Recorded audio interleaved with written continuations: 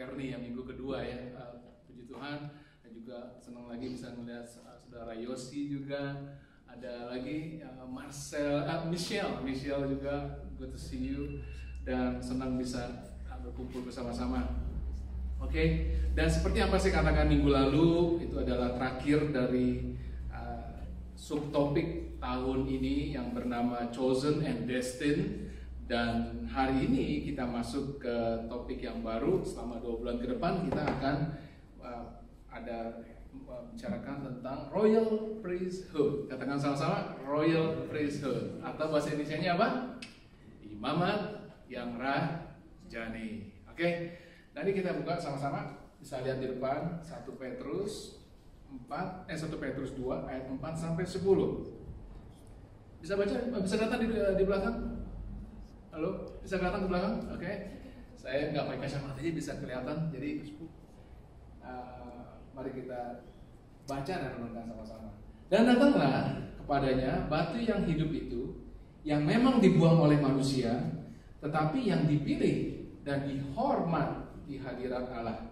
Yang kelima, dan biarlah kamu juga dipergunakan sebagai batu hidup. Katakan sama-sama, batu hidup, untuk pembangunan suatu rumah rohani, ya, bagi suatu imamat kudus, untuk mempersembahkan persembahan rohani yang karena Yesus Kristus berkenan kepada Allah.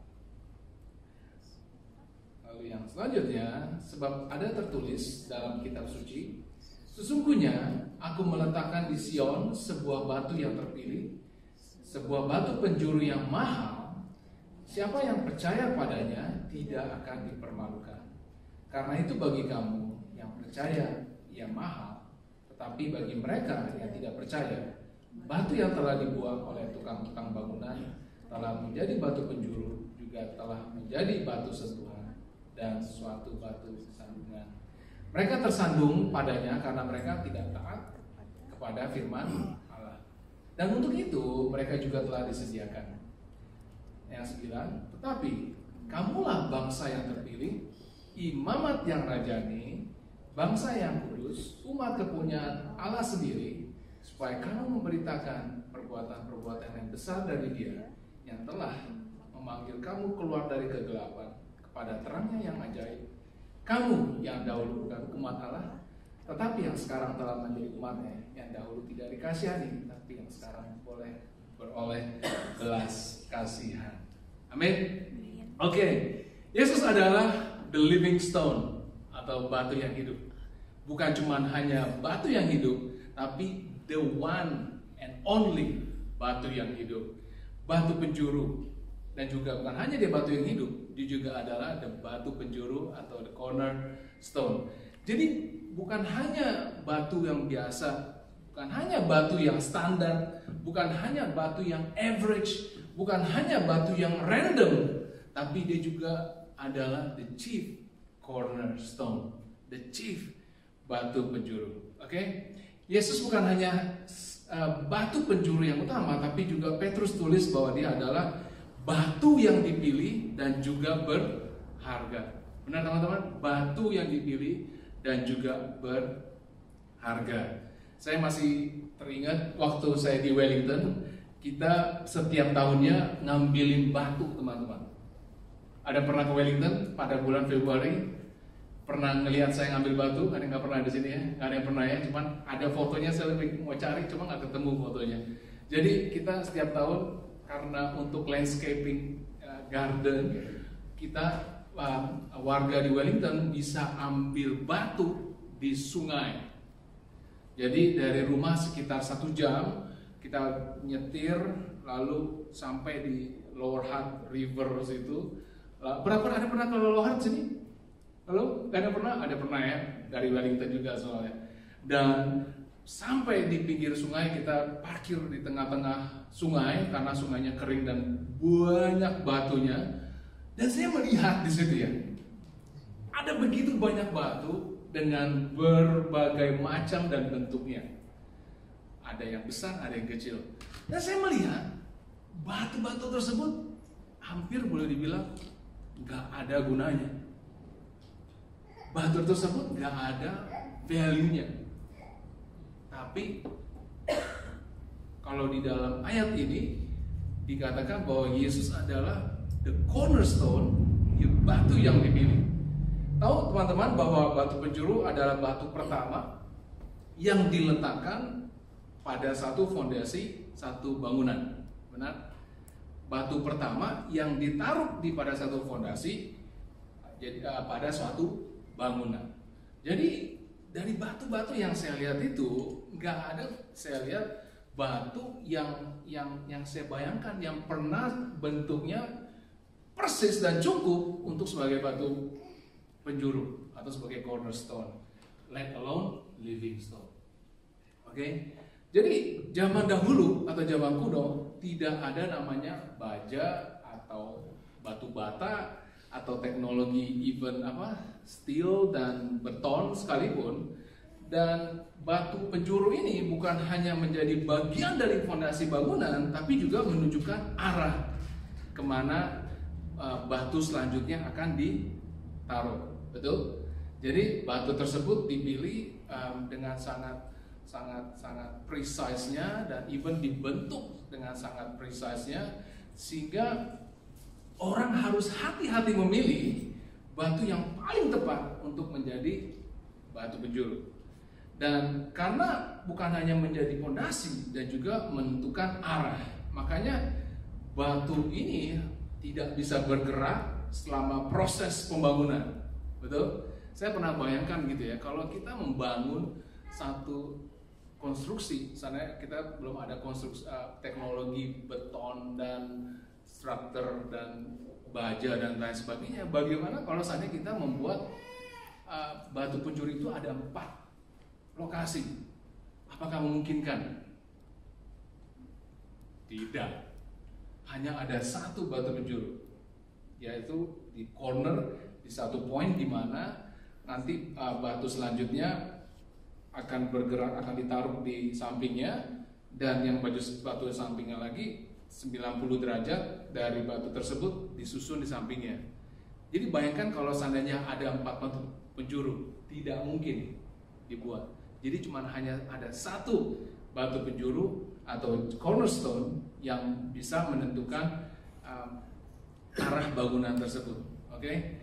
Dan studi arkeologi konon ada satu batu yang dipakai pada saat pembangunan kuil Salomo. Saat tempel Tuhan dibangun, cornerstone-nya berukuran kurang lebih 9,5 meter kali 2 meter kali 1,5 meter dan utuh, teman-teman. Dan untuk menjadi suatu cornerstone harus adalah batu yang tanpa cacat dan murni. Masih ingat tanpa cacat dan murni? Pada saat saya ke Lower Hutt River itu, saya mencari batu yang bentuknya perfect, yang besar, yang tanpa cacat untuk ditaruh sebagai masterpiece di rumah saya. Tapi apa yang terjadi? Kadang-kadang dapat batu yang bagus, tetapi ada cacatnya, dan ada batu yang kurang bagus ukurannya, tapi perfect dia punya shape-nya, sehingga nggak menjadi pilihan. Tapi dikatakan cornerstone-nya adalah batu pilihan. Yesus adalah batu penjuru yang terbaik, tanpa cacat dan murni, dan tanpa kelemahan, tanpa dosa. Karena kalau batu yang menjadi fondasi ada ketidaksamaan struktur, apa yang terjadi? Pada saat dia kena pressure atau kena tindihan bangunan yang lainnya, dia bisa menjadi retak atau remuk. Betul? Dan makanya batu tersebut harus murni, tanpa cacat dan tanpa kelemahan.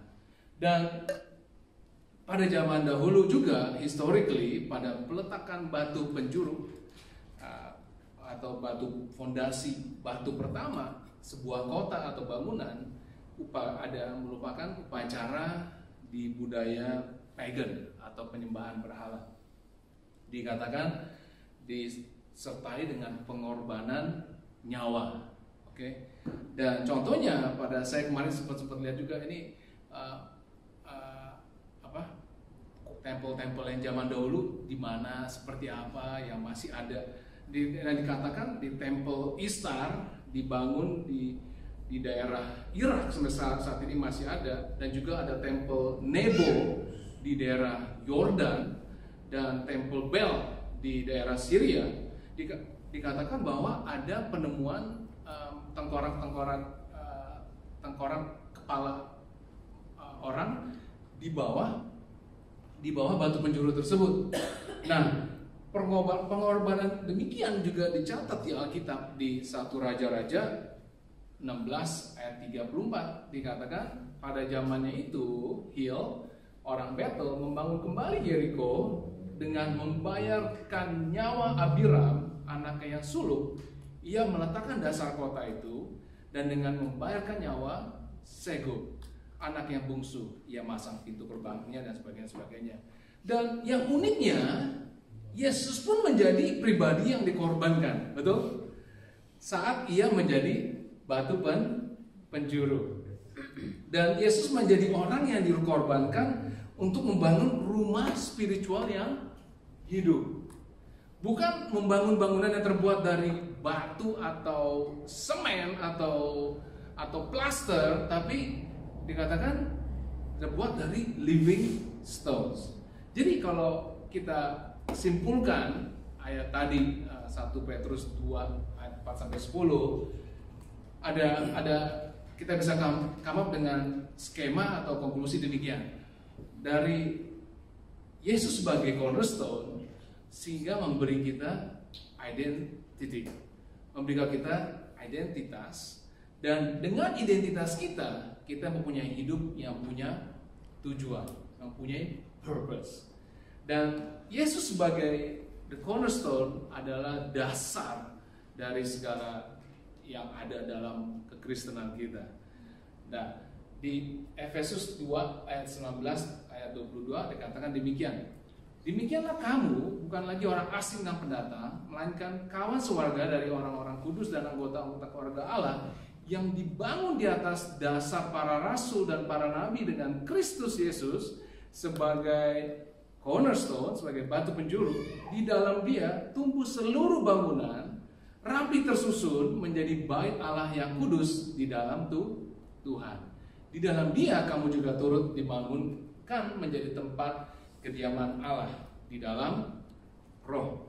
Yesus sebagai dasar dari bangunan yang memberi stabilitas dan juga sesuatu yang tidak bisa bergerak, sesuatu yang fix, sesuatu yang menjadi standpoint tetap gitu ya, dan firm dan teguh. Pengorbanannya memberikan kepada kita identitas, karena sehingga kita ada tujuan. Identitas nanti kita lihat itu adalah ada dua identitas yang kita bisa lihat di ayat 1 Petrus tadi. Identitas pertama, bahwa kita adalah the living stones. Karena sama-sama the living stones. Identitas kalau saya lihat di Google berarti adalah kualitas atau kondisi yang sama dengan yang lain. Saya ulang ya, kondisi atau kualitas yang sama dengan yang lain. Kalau di sini orang Christchurch namanya apa? Canterbury, benar nggak? Karena kondisinya berada di posisi di Christchurch, di daerah Canterbury, dan dibilang Canterbury.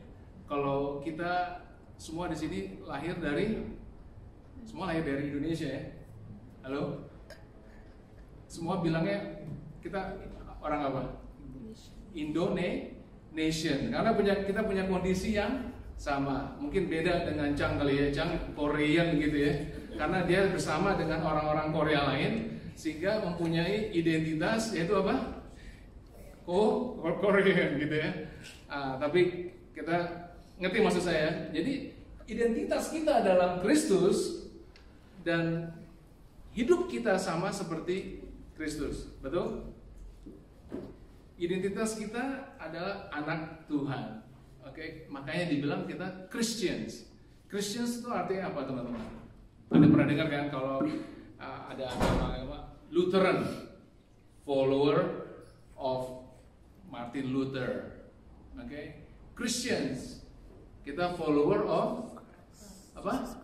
Of Christ, follower of Christ. Dan living stone atau batu hidup adalah dua kata yang sebenarnya tidak masuk akal, betul? Halo? Ada yang pernah lihat batu yang hidup? Saya pernah di film. Di film apa namanya? Lord of the Ring. Ada batu yang hidup tuh kalau nggak salah. Atau di banyak film lagi. Saya baru cuma lihat di film. Cuman in the real life saya nggak pernah lihat namanya batu yang hidup. Oke? Tapi tidak ada yang saya pernah lihat namanya ada batu yang hidup. Oke? Tapi Petrus memilih kata-kata metafor yang khusus buat saya. Petrus memilih kata-kata metafor yang spesial. Yesus disebut sebagai batu yang hidup. Fondasi rumah Tuhan adalah Yesus Kristus sebagai batu yang hidup. Dan rumahnya, saya membayangkan gitu ya, rumah spiritual tidak dibangun oleh hanya satu living stone. Dan kita bisa lihat di ayat tadi bahwa living stone yang pertama, bahwa yang referring Tuhan adalah the living stone, a living stone, hanya singular. Tapi dikatakan kita ini terdiri bukan hanya rumahnya tidak hanya dibangun atau di atas hanya satu stone, tapi kita ini orang yang sudah percaya yang pernah datang ke Yesus dan taruh hidupnya sungguh-sungguh di atas fondasi rumah spiritual ini, maka kita dikatakan apa? The living stones. Tidak masuk akal, betul? Tapi ini yang dibangun Tuhan adalah spiritual house. Benar? Yang materialnya adalah batu-batu yang hidup. Spiritual house yang Tuhan bangun adalah yang material-materialnya bukan dari batu bata atau semen, tapi adalah dari batu-batu yang hidup. Sesuatu yang Tuhan bangun dalam roh, sesuatu yang bukan dari material yang kita lihat secara fisik, tapi dia membangun dengan batu-batu yang hidup, yaitu people, yaitu Anda dan saya. Tuhan tidak hanya tinggal di rumah yang dari batu dan bata, teman-teman, tapi Tuhan tinggal di mana? Di hati-hati orang. Tuhan tinggal di hati orang-orang. Dikatakan 1 Korintus 3 ayat 16. Ada tulis di sini. 1 Korintus 3 ayat 16. Tidak tahukah kamu bahwa kamu adalah bait Allah, bahwa Roh Allah diam di dalam kamu. Roh Allah tinggal di dalam kita. Artinya ruangan besar ini yang kita lihat di dalam yang saat ini adalah bukan rumahnya. This ruangan besar adalah adalah gedung di mana God's house, the living stone, bertemu. Benar, teman-teman? Ruangan besar ini bukan rumahnya Tuhan, tapi simply gedung di mana the God's house, the spiritual homes bertemu together. Aku glad kalau Petrus sebut the living stones, karena batu menggambarkan atau illustrate beberapa hal-hal yang baik buat saya. Saya glad banget Petrus pakai batu pada saat dia menyebut living stone, bukan living living chair gitu ya, atau living carpet gitu, atau flying carpet tapi dikatakan the living stones, karena ada karakter-karakter atau aspek yang sangat baik menurut saya dari memakai batu, karena batu adalah sesuatu yang firm, ya kan, sesuatu yang teguh dan unchangeable karakter. Benar? Apakah Anda bisa merubah shape batu, teman-teman? Halo?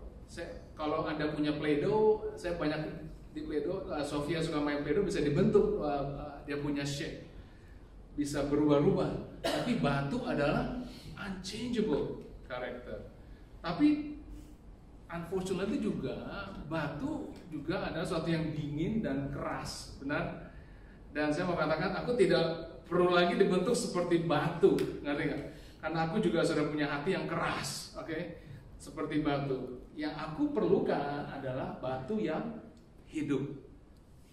Semua atribut batu yang baik, dengan semua kekuatan, dengan semua karakternya, akan tetapi kita tetap memberi kehangatan dan fungsi sebagai the living stones. Oke? Dan beberapa orang unfortunately bangun hidupnya dengan caranya sendiri. Dan tidak ada cara lain untuk membangun yang aman dan terjaga, your spiritual homes, yang aman terjaga kalau kita tidak meletakkan dasar yang utama kita pada Yesus Kristus sebagai cornerstone.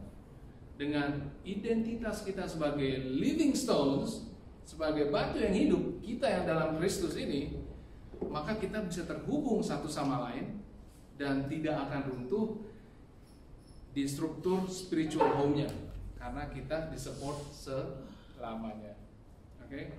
Identitas yang kedua, bahwa kita adalah imamat yang kudus dan imamat yang rajani.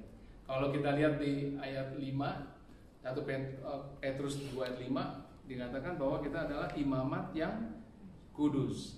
Tapi yang di ayat yang ke-9 itu dikatakan bahwa kita adalah imamat yang rajani. Jadi kita bukan hanya spiritual house, tapi juga kita ada holy priesthood. Imamat yang kudus dan imamat yang rajani. Itu menjadi topik dalam 2 bulan ini. Dan pendeta bukan lagi mempunyai special class. Oke? The priest nggak lagi mempunyai special class atau menjadi seorang yang VIP atau exclusive member di gereja, karena everyone yang mengakui Yesus Kristus adalah Tuhan adalah member of the priesthood. Benar? Anda menyadari bahwa Anda semua adalah the priesthood. Lalu apa yang menjadi spesialnya seorang priest, teman-teman? Halo? Apa yang spesialnya menjadi seorang priest? Bikin penyembah kudus gitu ya, ngomel-ngomelin orang gitu ya, atau mikirin apa gitu. Halo? Apa yang menjadi spesialnya seorang priest, teman-teman? Anda semua priesthood, betul? Imamat yang rajani? Halo? Apa yang spesialnya? Kita punya direct access kepada Tuhan, betul? Masih ingat di perjanjian lama? Apa yang terjadi kalau seandainya yang punya hak masuk ke ruangan Holy of Holies? Siapa? Imam besar, betul. Halo? Tapi dikatakan apa? Itu di kemah Musa dan di kuil Yerusalem yang dibatasi, ada Holy of Holy atau ruangan Maha Kudus yang dibatasi dengan apa? Dengan tirai antara ruangan Maha Kudus dan people outside. Benar? Tapi kita tahu pada saat Yesus meninggal, tirai di kuil tersebut terrobek dan terbelah menjadi 2. Benar, teman-teman? Dari atas sampai ke bawah full robek. Oke? Jadi tirai tersebut dikata lain adalah terbuka, sehingga membuka akses antara ruangan Maha Kudus dengan siapa? Semua orang, yaitu Anda dan saya, betul? Saya bayangkan gitu ya, kalau seandainya anak presiden kalau kamu mau ketemu presiden, Presiden siapa? Jokowi gitu ya. Kamu bisa langsung masuk, bisa langsung lewat semua pintu-pintu langsung ketemu presiden, bukan? Bisa? Halo? Hah? Nggak bisa lah. Mungkin sekarang bisa kali ya dengan presiden yang baru. Terus tahu saya sih, walaupun presiden baru yang sangat friendly dan luar biasa, tetap Anda tidak bisa. Tapi membayangkan kalau seandainya anak presiden mau berjumpa dengan presiden, apa yang terjadi? Dia bisa melewati segala barrier, dia bisa melewati segala security, dia bisa melewati sekretarisnya presiden langsung, dan langsung berjumpa dengan bapaknya. Halo? Are you with me? Ya? Dan Alkitab confirm, teman-teman, kalau kita adalah anak-anaknya Tuhan dan kita adalah the priest, maka kita punya direct access langsung kepada siapa? Pada Dia.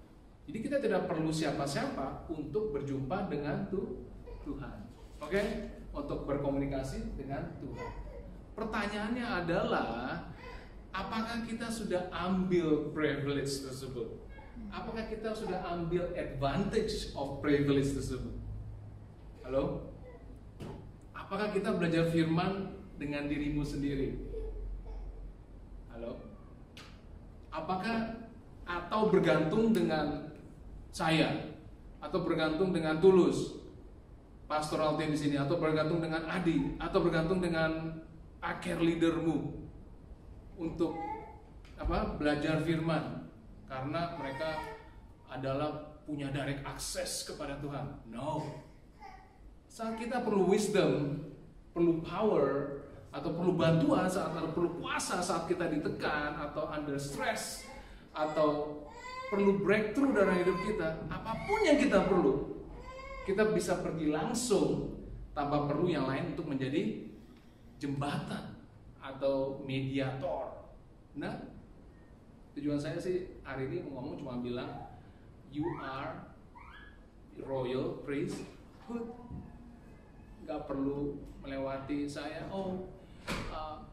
Kak Denny, tolong doakan saya lagi bermasalah begini-begini. Apa nggak kamu langsung gitu ya? Halo, kamu tolong sembuhkan. Walaupun saya percaya corporate prayer, tapi you ask God directly, okay? You ask God directly. Kita ada royal priesthood. Kita punya direct access kepada Tuhan. Lalu, tadi identitas kita sebagai apa yang pertama? The living stone. Dan identitas kita yang kedua sebagai holy priesthood dan royal priesthood.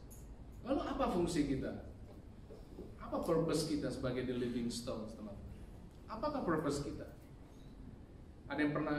Saya pernah lihat, pernah dengar cerita, ada 3 orang yang membangun, sedang laying brick, sedang mengatur batu membangun tembok. Lalu ada orang bertanya, apa yang mau orang yang pertama? Apa yang kamu lakukan? Oh, aku lagi laying brick. Lalu orang tersebut juga tanya pada orang yang kedua, apa yang kamu lakukan? Aku building a wall. Lalu ditanya pada orang yang ketiga, apa yang kamu lakukan? Orang yang ketiga yang sedang mengatur batu, dia mengatakan, I'm building a great church. I'm building a great cathedral. Jadi 3 orang yang sama melakukan hal yang sama, tapi mempunyai perspektif yang berbeda. Betul nggak teman-teman? Orang yang sama melakukan hal yang sama, tapi mempunyai perspektif yang berbeda. Oke, mungkin ada yang baru dibaptis 2 minggu lalu, mungkin ada hanya mengatakan bahwa ada ciptaan yang baru, that's good. Tapi juga harus menyadari bahwa kita adalah the royal priesthood, imamat yang raja. Oke, kita punya perspektif yang berbeda, vision yang berbeda. Oke, jadi Apa fungsi kita? Tadi kalau kita lihat di 1 Korintus 5, 1 Petrus 2 ayat 5 dikatakan apa? Biarlah kamu juga dipergunakan sebagai batu hidup untuk apa? Untuk berarti fungsinya untuk pembangunan suatu rumah rohani bagi suatu imamat kudus. Dengan pakai kata rohani atau spiritual, tadi saya sebut bahwa Petrus menolong orang yang membaca ayat ini bahwa dia tidak bicara tentang a literally house atau physical house, tapi Tuhan sedang melakukan sesuatu yang spiritual dengan orang-orang, bukan hanya individually tapi secara community. Paulus juga menyebut konsep yang sama yang mirip dengan Petrus bahwa orang-orang percaya sedang dibangun sebagai spiritual house. Kita sebagai the living stone, kita mempunyai fungsi untuk pembangunan suatu rumah rohani. Yang kedua, fungsi kita adalah untuk katakan untuk mempersembahkan persembahan rohani yang karena Yesus Kristus berkenan kepada Allah. Persembahan rohani menggantikan persembahan material. Benar teman-teman? Di perjanjian lama. Persembahan, karena zaman perjanjian lama kita mempersembahkan sapi, kambing, domba dan lain sebagainya untuk memberikan persembahan. Tapi di perjanjian baru, di perjanjian persembahan rohani juga termasuk di perjanjian baru adalah doa orang percaya. Doa orang percaya. Di Mazmur 141 ayat 2 saya nggak tahu di depan bahwa Daud pernah katakan bahwa biarlah doaku adalah bagimu seperti persembahan ukupan, sebagai persembahan rohani, spiritual sacrifice, sebagai spiritual persembahan ungkupan incense giving. Dan di Wahyu 5 ayat 8 dikatakan Yohanes melihat elders membawa golden bowls yang penuh dengan incense adalah doa anak-anak Tuhan atau orang-orang kudus. Dan persembahan rohani termasuk juga adalah puji-pujian, praises, menghadap bukan berpaling dari Dia saat kita di tengah kesusahan. Halo teman-teman, nangkep? Puji-pujian adalah mudah pada saat semua oke. Tapi saat kalau ingat cerita Ayub, pada saat dia bermasalah, Ayub punya istri, suggest apa ke dia? Kutuk Tuhan dan matilah. Dan saat kita tahu keinginan kita untuk menghakimi Tuhan, walaupun nggak pantas, karena kita punya misfortune, tapi kita justru memberi puji-pujian instead. That's the spiritual sacrifice. That's persembahan, mempersembahkan persembahan rohani. Oke, saya mau tutup, teman-teman. Silakan saya mau minta teman-teman praise and worship maju ke depan. Dan yang terakhir di 1 Petrus 2 ayat 9 dikatakan apa? Kamulah bangsa terpilih, imamat rajani, kepunyaan, supaya kamu memberitakan perbuatan-perbuatan yang besar dari Dia yang telah memanggil kamu keluar dari kegelapan kepada terangnya yang ajaib.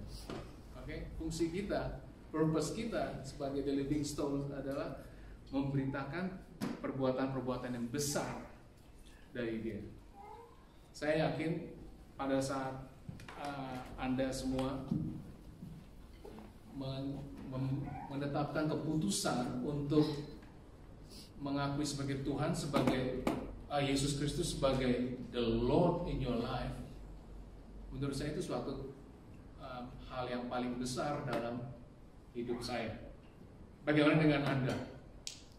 Buat saya, pada saat kita menetapkan bahwa ada satu poin di mana Yesus Kristus adalah Tuhan dalam hidup saya, itu adalah buat saya adalah perkara yang besar. setiap dari kita mempunyai background atau testimoni atau cerita-cerita yang berbeda bagaimana Anda bisa sampai ke poin tersebut. Dan tugas kita dan fungsi kita adalah share perbuatan-perbuatan besar bagaimana kita bisa sampai kepada orang lain. Oke, mari kita doa kepala. Terima kasih Tuhan buat hari ini. Di dalam topik 2 bulan ke depan tentang Royal Priesthood, biarlah Bapak kami semua menyadari bahwa kita punya Allah yang Tuhan yang dahsyat, yang memberi kebebasan kepada kita untuk datang kepadamu. Terima kasih Bapak untuk menjadikan kami anak-anak-Mu yang hidup. Biarlah kami semua terlibat dalam dan connected dalam your spiritual homes ya Tuhan. Kita sama-sama menjadi batu yang hidup, sesuatu yang tidak possible, tapi di alam roh it's possible. Terima kasih Bapak untuk Engkau memilih kami bersama dengan Engkau dalam fondasi pembangunan rumah-Mu. Biarlah Bapa, hidup kami bisa menopang juga dan bisa juga membawa orang-orang lain menjadi bagian dari living stones, bersama-sama membawa fungsi kami. Biarlah Tuhan kami menyadari bahwa